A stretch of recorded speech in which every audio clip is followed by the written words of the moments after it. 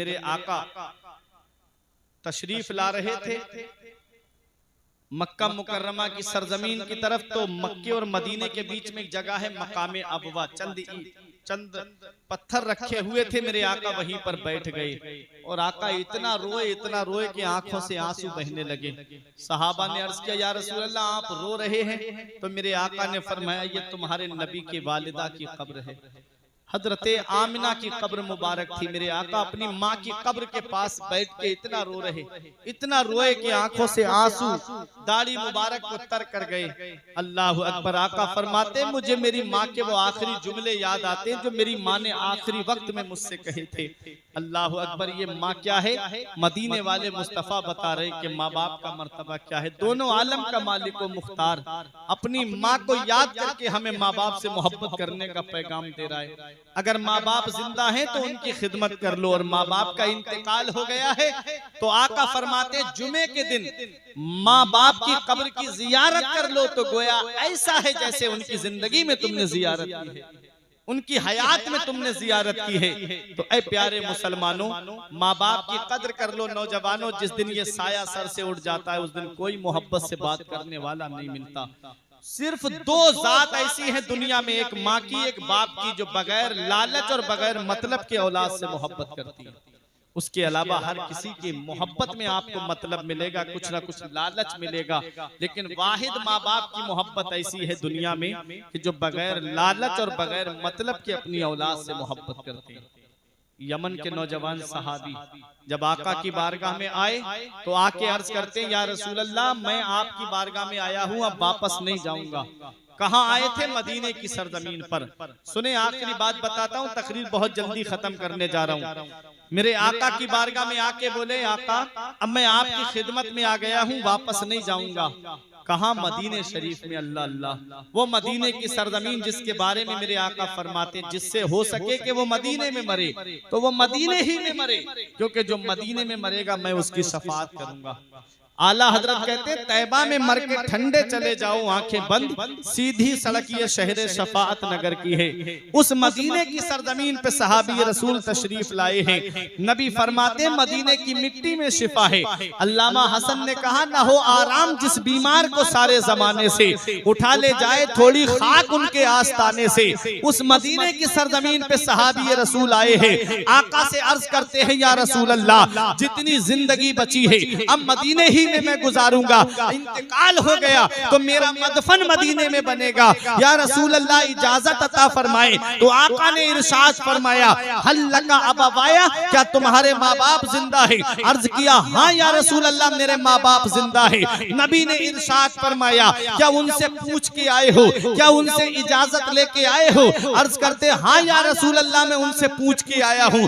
नबी फरमाते हैं, क्या तुमने उनसे ये पूछा है कि अब उनका बेटा जा रहा है, अब वापस नहीं आएगा? अर्ज करते हैं, हाँ या रसूल अल्लाह मैंने उन्हें यह भी बताया है कि अब मैं जा रहा हूँ, वापस नहीं आऊंगा। नबी इरशाद फरमाते हैं, जब तुमने ये कहा था कि अब उनका बेटा जा रहा है, वापस नहीं आएगा, तो माँ बाप की हालत कैसी थी? वो हंस रहे थे कि रो रहे थे? सहाबी अर्ज करते हैं, या रसूल अल्लाह जब मैंने माँ बाप से ये कहा था कि अब उनका बेटा जा रहा है, वापस नहीं आएगा, तो कहते हैं आपस में गले लग करके फूट फूट करके रो रहे थे कि अब बेटा जा रहा है, वापस नहीं आएगा। बेटे की मोहब्बत में फूट फूट करके रो रहे थे। मदीने वाले मुस्तफा को जलाल आ जाता है। आका इरशाद फरमाते हैं, इरजी इलैहिमा फअदहिकहुमा कमा अबकैतहुमा, ए मेरे सहाबी वापस चले जाओ, जहां से आए हो वहीं चले जाओ, और जैसे माँ बाप को रुला के आए हो वैसे उन्हें हंसा दो। तेरे माँ बाप यमन में खुश हो जाएंगे, तेरा नबी तुझसे मदीने में राजी हो जाएगा। तेरा नबी तुझसे मदीने में राजी हो जाएगा। वो माँ बाप को सता करके अजमेर के चक्करों पे चक्कर लगाने वालों, माँ बाप दवाई के लिए परेशान है, माँ बाप एक एक पैसे के लिए परेशान है, और बेटा है कि अजमेर के चक्करों पे चक्कर लगा रहा है, बेटा है कि बगदाद के चक्करों पे चक्कर लगा रहा है। माँ बाप एक एक पैसे के लिए परेशान है, और बेटा उम्र के टूरों पे टूर करता हुआ नजर आ रहा है। इतना याद रखना, नबी फरमाते हैं, माँ बाप की रजा में अल्लाह की रजा रजा है और माँ बाप की नाराजगी में अल्लाह की नाराजगी है। अगर तुझसे तेरे माँ बाप नाराज है तो ना अल्लाह राजी है ना उसका रसूल राजी है, और माँ बाप राजी है तो तुझे अजमेर जाने की जरूरत नहीं है, तुझे बगदाद जाने की जरूरत नहीं है। अल्लाह माँ बाप के वसीले से अजमेर के गरीब नवाज को तेरे घर पे भेज देगा, बगदाद के गौसे आजम को तेरे घर पे भेज देगा। इसलिए माँ बाप को राजी कर लो। माँ बाप जिससे राजी हो जाते हैं उसकी दुनिया भी संवर जाती है, उसकी आखिरत भी संवर जाती है, और जिसके माँ बाप दुनिया से नाराज होके चले गए वो दुनिया में भी जलीलो ख्वार हो जाता है, और मरने के बाद भी उसको सजा मिलेगी, वो अपनी जगह मुसल्लम है। इसलिए माँ बाप हयात है तो उनकी खिदमत कर लो। उलमाए किराम फरमाते हैं अगर माँ बाप के पैर पकड़ के भी माफी मांगना पड़े तो माँ बाप को राजी कर लो। कोई भी माँ बाप अपने औलाद से ज्यादा दिनों तक नाराज नहीं रहते हैं। अगर औलाद माफी मांगती है तो माँ बाप औलाद को माफ कर देते हैं। माँ बाप को राजी कर लो। अगर माँ बाप राजी हो गए तो अल्लाह भी राजी हो जाएगा, उसका रसूल भी राजी हो जाएगा। इसलिए ऐ नौजवानों, ये दुनिया चंद दिन की है, माँ बाप की खिदमत कर लो। मैं जानता हूँ बाप क्या होता है। आज बाप की कदर तुम नहीं करते। कभी रोड पे निकल के देख लिया करो, रात के 3 बजे 4 बजे ये ऑटो रिक्शा लेकर के, जान हथेली पे लेकर के रोड पे ऑटो रिक्शा लेकर के जो खड़ा है वो एक बाप ही तो है जो जानता है मुझे मेरी औलाद के लिए पैसे जमा करना है। ये कॉलेज की फीस भरने वाला ये एक बाप ही तो है। ये कोचिंग की फीस से भरने वाला ये एक बाप ही तो है। ये यूनिवर्सिटी की फीस भरने वाला ये एक बाप ही तो है। तुम मोबाइल घर में चला के आराम से लेटे रहते हो, वो शिद्दत की गर्मी में सर पे ईंटें रख करके 2-2 मंजिल पे चल रहा है, ये एक बाप ही तो है। कभी फलों के ठेले लगे हुए देख लिया करो, शिद्दत का जाड़ा पड़ रहा है, वहां पर खड़े हो करके पूरे दिन सर्दी में फल बेच रहा है, ये एक बाप ही तो है। गर्मी की शिद्दत की गर्मी पड़ रही है, उस शिद्दत की गर्मी में पूरे दिन खड़े होकर के फल बेच रहा है, ये एक बाप ही तो है। पूरे दिन सब्जियां अपने ठेले पे रख करके गांव घूम के बेच रहा है, ये एक बाप ही तो है। जो जानता है मुझे औलाद के लिए पैसा जमा करना है, जो जानता है मुझे औलाद के लिए दौलत जमा करनी है, जो जानता है कि मेरी औलाद जब मैं बुढ़ापे पे पहुंचूं तो मेरी औलाद जो है किसी लायक बन जाए ताकि वो मेरा सहारा बन जाए। आज वही औलाद है जब जवानी की दहलीज पे पहुंची, माँ बाप बुढ़ापे में पहुंच गए तो माँ बाप का बिस्तर घर से बाहर कर दिया। माँ बाप को एक पैसे के लिए तरसाने वालों, कभी अपने बचपन को देख लीजा करो। जब बचपन में तुम पैसे मांगते थे, बाप मना नहीं करता था, अपनी औलाद को पैसे खर्चे को देता था। बुढ़ापे में माँ बाप एक पैसे के लिए परेशान है, माँ बाप दवाई के लिए परेशान है, और बेटा दोस्तों के साथ पार्टियां करता फिर रहा है। बेटा है जो है वेटरों को जाकर के टिप दे करके चला आता है। अल्लाह दूसरे पारे में इरशाद फरमाता है सबसे बेहतर खर्चा वो है जो माँ बाप को दिया जाता है। तो आप माँ बाप को खर्चा दो, माँ बाप तुमसे राजी हो गए तो अल्लाह तुमसे राजी हो जाएगा, उसका रसूल तुमसे राजी हो जाएगा। धूप कैसी भी हो साया नहीं खोने देता, धूप कैसी भी हो साया नहीं खोने देता, राह कैसी भी हो बेबस नहीं होने देता। बेच के अपना लहू चाहे वो रोटी लाए, बाप औलाद को भूखा नहीं सोने देता। इसलिए बाप की कदर कर लो, माँ की कदर कर लो। जिस दिन ये साया सर से उठ गया उस दिन चिराग लेके भी ढूंढोगे तो माँ बाप जैसा प्यार करने वाली शख्सियतें तुम्हें नहीं मिलेगी, माँ बाप जैसी मोहब्बत करने वाली शख्सियत तुमको नहीं मिलेगी। ये शान वालिदैन कॉन्फ्रेंस है। माँ बाप अल्लाह की कितनी बड़ी नेमत।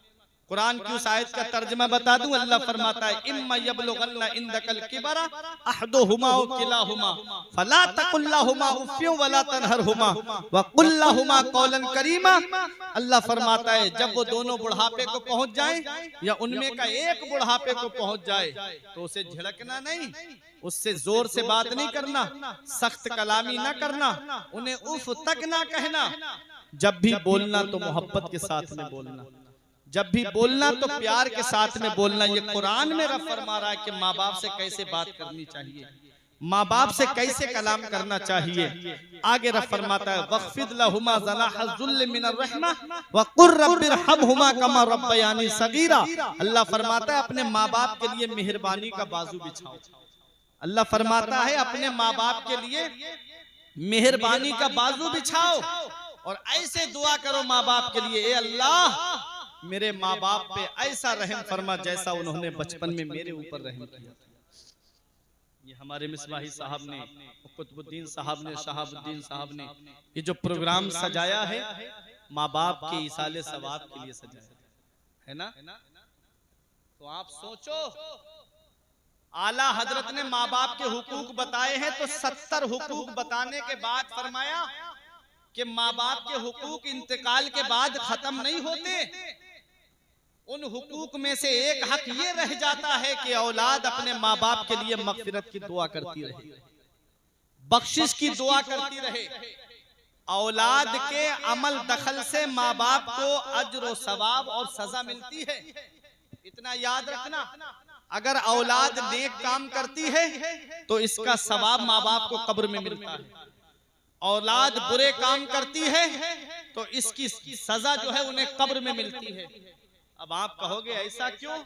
तो सुनो, इमाम गजाली फरमाते हैं कि औलाद अपने बाप को कयामत में खींच के लाएगी और कहेगी मौला मेरा बाप मुझे भूखा रखता ये गवारा था, मेरा बाप मुझे प्यासा रखता ये गवारा था, इसने मुझे तालीम से महरूम रखा, मुझे दीनी तालीम नहीं दिलाई इसने, मैं किसी के हक पहचान नहीं पाया, शरीयत की तालीम नहीं थी मेरे पास में, इसलिए आज जहन्नम में मैं अकेला नहीं जाऊंगा, अपने बाप को साथ में लेके जाऊंगा। इसलिए ऐ मेरे प्यारे मुसलमानों, जब इस दुनिया से जाओ तो औलाद को दीनी तालीम दे के जाना, अपनी औलाद को अपने मजहब की तालीम दे के जाना। आका ने फरमाया अद्दिबू औलादकुम अला सलासे खिसाल, अपनी औलाद को 3 बातें सिखा के जाना। कितनी बातें? 3 बातें सिखा के जाना। हुब्बे नबीयकुम, अपने नबी की मोहब्बत औलाद को सिखाओ, अपने नबी की मोहब्बत औलाद को सिखाओ। वह हुब्बे अहले बैती, और मेरे अहले बैत की मोहब्बत औलाद को सिखाओ। नबी की मोहब्बत जहन्नम से बचाएगी, अहले बैत की मोहब्बत जहन्नम से बचाएगी।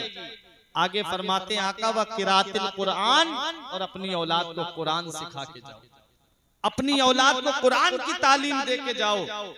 आज हमारा नजरिया बदल गया, आज हमारी जहनियत बदल गई, आज हमारी सोच बदल गई। हम सोचते हैं कि बेटा हाफिज बन गया, आलिम बन गया तो क्या करेगा, या तो मदरसे में पढ़ाएगा या मस्जिद में इमामत करेगा। 5,000 6,000 की तनख्वाह में कैसे उसका गुजारा होगा। और जब बच्चा डॉक्टर बन जाएगा, इंजीनियर बन जाएगा, मास्टर बनेगा या प्रोफेसर बनेगा तो दौलत कमा के लाएगा, पैसा कमा के लाएगा। मैं मानता हूँ कि हाँ बेटा डॉक्टर इंजीनियर बन गया तो पैसे कमाएगा, लेकिन इतना याद रखना वो ताज तुम्हें नहीं दिला सकता जो एक आलिम दीन, एक हाफिज कुरान के माँ बाप को अल्लाह कयामत में अता फरमाएगा। मन करा अल कुरान व अमिला बिमा फी यलबिसु वालिदाहु ताजन यौमल क़यामत दौहु अहसनो का दौ शम्स। नबी फरमाते हैं कि जो कुरान पढ़े और उस पर अमल करे, अल्लाह ताला कयामत में उसके माँ बाप को ऐसा ताज अता फरमाएगा जिसकी रोशनी आसमान के चांद और सूरज से भी ज्यादा हो। इसलिए दीनी तालीम दो अपनी औलाद को, कुरान की तालीम दो, अपने मजहब की तालीम दो। और जो हाफिज कुरान हो जाता है, जो आलिम दीन हो जाता है, उसकी तो शान ही बुलंद हो जाती है। हाफिज के लिए एक कैद मुकर्रर कर दी जाती है कि वो इतनों की शफात करेगा। हाजी के लिए ये कैद मुकर्रर है कि वो अपने कबीले में 70 की जो है वो जिनके ऊपर जहन्नम वाजिब हो गई होगी उनकी शफात कराएगा, जो बाअमल हाजी है उसके लिए। और आलिम के लिए हदीस पाक में आया है उसे जन्नत के दरवाजे पर रोक दिया जाएगा। वो कहेगा मौला मुझे क्यों रोक दिया गया? अल्लाह इरशाद फरमाएगा तूने दुनिया में मजहब इस्लाम की खिदमत की है, नशरो इशात की है, आज तू जितनों को चाहे उतनों को बख्श। ये एक आलिम दीन को रुतबा मिलेगा कयामत के दिन। ये एक आलिम दीन को जो है वो कयामत के दिन एजाज मिलेगा।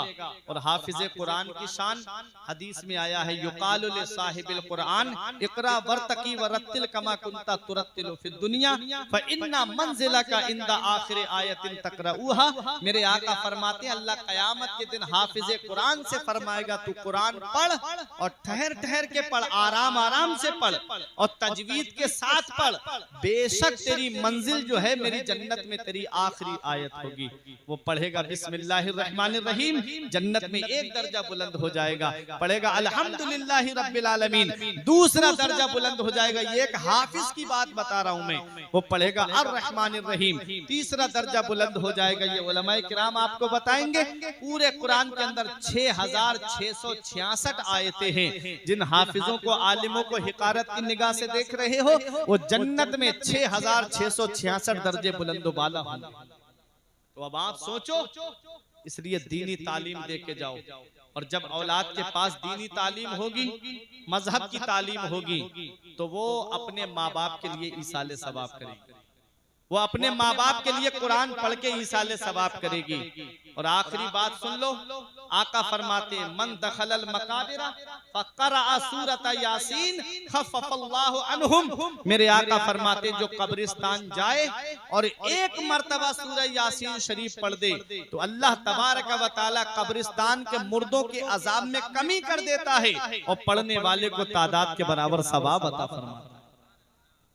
आज हम कब्रिस्तान को भूल गए, आज दादा की कब्र को भूल गए, बाप की कब्र को भूल गए, बस अपनी रवा रवी में लगे हुए हैं।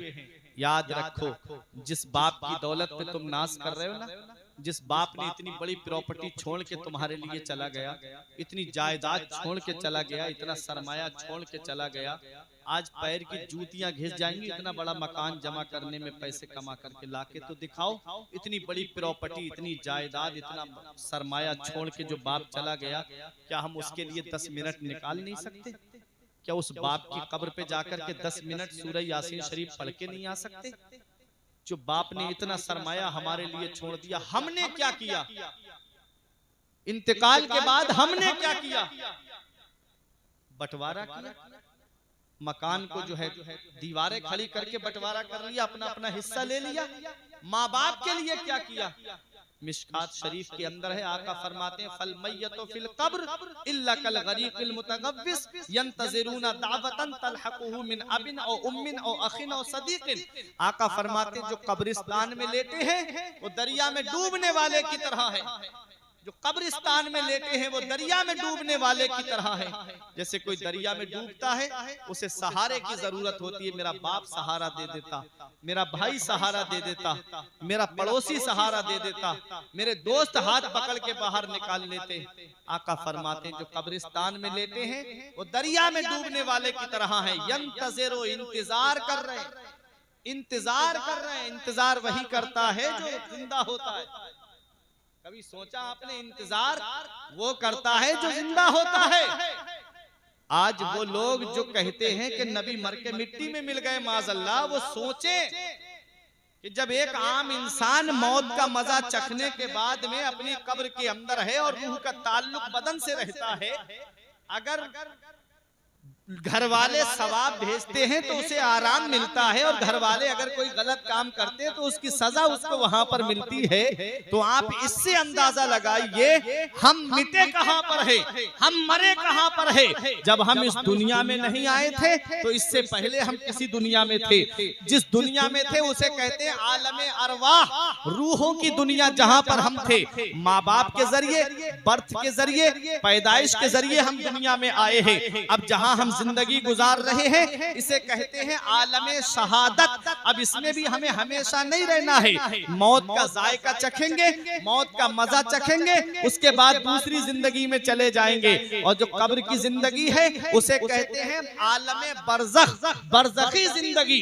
कब्र की जिंदगी को क्या कहते हैं? आलमे बरज़ख। और कयामत आने तक ये बरज़खी जिंदगी है। और जब कयामत आएगी उसमें हमको हमेशा नहीं रहना, उसे कहते हैं आलमे कयामत, हमेशा नहीं रहना है। अब उससे हमको या आलमे जन्नत जाना है या आलमे जहन्नम जाना है। आमाल के हिसाब से आदमी को दो घरों में से एक घर में जाना है। एक जगह ऐसी बता दो जहां हम मिटे हो, एक जगह ऐसी बता दो जहां पर हमारा नामो निशान खत्म हुआ हो। जब हम इस दुनिया में नहीं आए थे तो आलमे अरवा में थे, माँ बाप के जरिए दुनिया में आए हैं। मौत ने हमारे ऊपर ये एहसान कर दिया। इसी को आका फरमाते हैं तुहफतुल मुमिनीन मिननिल मौत, मोमिन के लिए ये मौत तोहफा है, मोमिन के लिए ये मौत तोहफा है। मौत तोहफा कैसे है? पूरी जिंदगी नबी पे सलाम पढ़ते रहे, पूरी जिंदगी नबी पे दुरूद पढ़ते रहे, हमने अपने नबी को देखा नहीं है। मौत ने मेरे ऊपर ये एहसान कर दिया कि जैसे ही मैं कब्र में पहुंचा, मदीने वाले मुस्तफा का दीदार हो, दोनों आलम के मालिक और मुख्तार का दीदार हो गया। कब्र में सरकार आए तो मैं कदमों पे गिरूं, गर फरिश्ते मुझे उठाएं तो मैं उनसे यूं कहूं, अब तो पाए नाज से मैं ऐ फरिश्तों क्यों उठूं, मर के आया हूं यहाँ इस दिलरुबा के वास्ते। मेरे ताजुश शरिया कहते हैं, आपकी तलात को देखा जान दी, आपकी तलात को देखा जान दी, कब्र में पहुंचा तो देखा आप हैं, कब्र में पहुंचा तो देखा आप हैं। अल्लाह अकबर। ये है मौत ने हमारे ऊपर ये एहसान कर दिया कि हम जब कब्र में पहुंचे हमें नबी का दीदार हो गया। तो मौत मोमिन के लिए तोहफा है। और एक हदीस में है कि मौत एक महबूब को दूसरे महबूब से मिलाने का जरिया है। मौत एक महबूब को दूसरे महबूब से मिलाने का जरिया है। तो ऐ प्यारे मुसलमानों, जो कब्रिस्तान में लेटे हैं वो दरिया में डूबने वाले की तरह है, वो इंतजार कर रहे हैं बाप की दुआ का। तलहकुहु मिन अबिन व उम्मिन व अखिन व सदीकिन, आका फरमाते वो बाप की दुआ का इंतजार कर रहे हैं, वो बेटे की दुआ का इंतजार कर रहे हैं, वो भाई की दुआ का इंतजार कर रहे हैं, वो दोस्त की दुआ का इंतजार कर रहे हैं, वो पड़ोसी की दुआ का इंतजार कर रहे हैं। जब उसके घर वाले ईसाले सवाब करते हैं तो दुनिया वमा फीहा से सबसे प्यारी चीज उसके लिए वो ईसाले सवाब होता है। और एक रिवायत में है कि हर जुमेरात को रूहें घर पे आती हैं और देखती हैं हमारे घर वाले हमारे लिए क्या ईसाले सवाब कर रहे हैं, हमारे लिए क्या कुछ सदका कर रहे हैं कि नहीं कर रहे हैं। इसलिए ऐ मेरे अजीजों, ये दुनिया चंद दिन की है। जो दुनिया से चले गए हमारे अजीजों अकरबा, जिनकी प्रॉपर्टी पे हम नाज कर रहे हैं, दौलत पे हम नाज कर रहे हैं, क्या अच्छा हो कि हम उनके लिए थोड़ी देर के लिए मोबाइल एक तरफ उठा के रख दें और बैठ करके सूरह यासीन शरीफ पढ़ दें, तो अल्लाह तबारक व तआला उनके अजाब में कमी कर देगा और पढ़ने वाले को तादाद के बराबर सवाब अता फरमाएगा। अगर इतना वक्त नहीं है तो आला हजरत ने अल मलफूज शरीफ के अंदर लिखा है, शेख मुहीउद्दीन इब्नुल अरबी की एक रिवायत को नकल करते हुए कि जो 70,000 मर्तबा कलमा शरीफ यानी ला इलाहा इल्लल्लाहु मुहम्मदुर रसूलुल्लाह 70,000 मर्तबा कलमा शरीफ पढ़ करके अपने अजीज के लिए ईसाले सवाब कर दे तो अल्लाह ताला कलमा शरीफ पढ़ने वाले को भी बख्श देता है और जिसके लिए ईसाले सवाब किया गया है अल्लाह ताला उसे भी बख्श देता है। तो मेरे अजीजों, कुरान शरीफ लेके बैठ जाया करो, घर में बैठ जाया करो। जो सरपरस्त है, जो घर जिसके अंदर चल रहा है, वो अपने घर वालों से कहे कि बेटा ये मोबाइल एक तरफ रख दो, आओ फजर की नमाज पढ़ने चलते हैं, उसके बाद घर में बैठ करके सब लोग एक साथ बैठ के कुरान पढ़ें तो अल्लाह तबारक व तआला उस घर में बरकतें नाजिल फरमाएगा और कुरान पढ़ के अजीज के लिए ईसाले सवाब कर देगा तो अल्लाह तबारक व तआला उसके अजीज की मगफिरत फरमा देगा, बख्शिश फरमा देगा। तो कभी कभी उनको याद कर लिया करो, कहीं ऐसा ना हो कि जैसे आज हमने उनको भुला दिया है, कहीं ऐसा ना हो कि हमारे मरने के बाद हमारी औलाद हमको भुला दे। ये वफादार बेटे हैं जिन्होंने अपने वालिदैन के लिए ईसाले सवाब की महफिल को सजाया। परवरदिगार आलम की बारगाह में दुआ है कि परवरदिगार आलम उनकी मगफिरत फरमाए, उनकी बख्शिश फरमाए, जन्नतुल फिरदौस में आला से आला मकाम अता फरमाए। हमारे मौलाना साहब और उनके भाइयों की उम्र में और उनकी औलाद की उम्र में खूब खूब बरकतें अता फरमाए। ये जिंदगी सवारिए दिलशाद कीजिए, लम्हात जिंदगी के ना बर्बाद कीजिए। जब मकसद हयात इबादत खुदा की है, पढ़िए नमाज, मस्जिदें आबाद कीजिए। सभी के सामने एक दिन जरूर आता है, ये हुस्न फानी है लेकिन गुरूर आता है। किसी क्रीम से पाउडर से कुछ नहीं होता, नमाज पढ़ने से चेहरे पे नूर आता है। जिस्म फानी है, सजाने की जरूरत क्या है, हुस्न दुनिया को दिखाने की जरूरत क्या है। ऐसे आमाल करो कि रूह से खुशबू आए, इत्र कपड़ों पे लगाने की जरूरत क्या है। हक नुमाई से कभी दूर नहीं हो सकता, गैर के सामने मजबूर नहीं हो सकता। जो लगाता है चेहरे पे वुजू का पानी, उसका चेहरा कभी बेनूर नहीं हो सकता। जो लगाता है चेहरे पे वुजू का पानी, उसका चेहरा कभी बेनूर नहीं हो सकता। रही कली तो फूल खिलेंगे, जिंदगी बाकी रही तो फिर मिलेंगे। अस्सलाम वालेकुम व रहमतुल्लाहि।